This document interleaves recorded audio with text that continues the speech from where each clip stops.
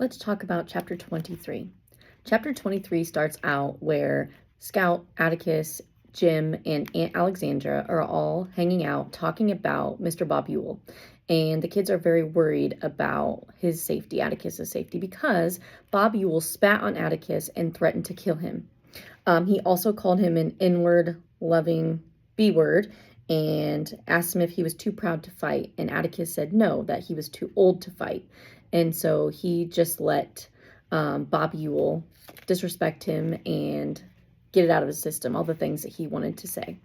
And so Scout and Jim are worried for Atticus's safety, and they think that he should carry a gun, especially since they know he's a dead shot, and they would feel much more comfortable if he would. But Atticus says no, not to worry, he'll be fine, and that the kids start to worry that if Atticus dies, that they would be left to be raised by their Aunt Alexandra, and that definitely terrifies them.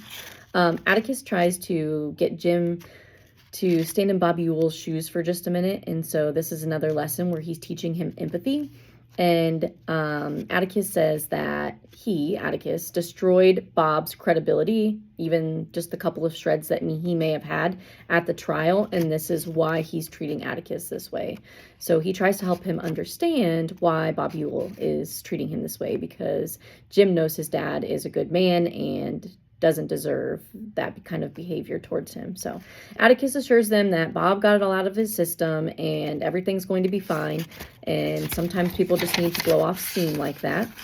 And the summer was ending, and there was a good chance that Tom Robinson would get a new trial and have an appeal, his case appealed.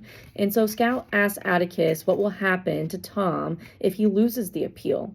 And Atticus is honest with his kids. He seems to be a common theme. He's very transparent and tries to tell them the truth. And he says that Tom will go to the electric chair if he loses. And so, of course, the kids are upset about that. And Scout, Jim, and Atticus discuss the situation. And Jim is very upset. He cannot understand. And so Atticus tells them, if others like you, Jim, would have been on the trial that day in the jury, would have been on the jury in the trial, then Tom would be a free man. And our courts are not fair, and especially to black men.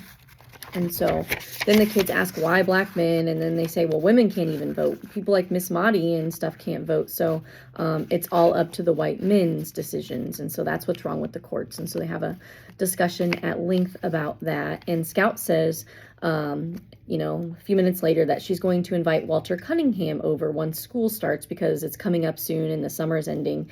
And Aunt Alexandra pipes in and she says no. And she calls Walter Cunningham and his family trash. And she's very confused by this because Atticus has always taught her that people like Bob Ewell are trash. And so she goes, no, he's not trash. He's a good boy and he's nice. And Atticus is friends with his dad. And so Atticus just kind of lets Scout think about it, and Aunt Alexandra talk and say whatever she wants. He's probably tired of arguing with his sister, so he doesn't say anything. And Jim hushes Scout and he takes her up to his room and he tries to make her feel better. And of course they have a conversation about it. There's a lot of reflection and talking through in this chapter because there's a lot of hurt feelings going around. But Scout and Jim discuss all different kinds of folks in this end of the chapter, including the Cunninghams and the Ewells and all the old prominent families and everything else, including theirs, and in his room, and they try to make sense of things. And so at the end, Scout finally tells Jim that she thinks that there's just one kind of folks, just folks, period.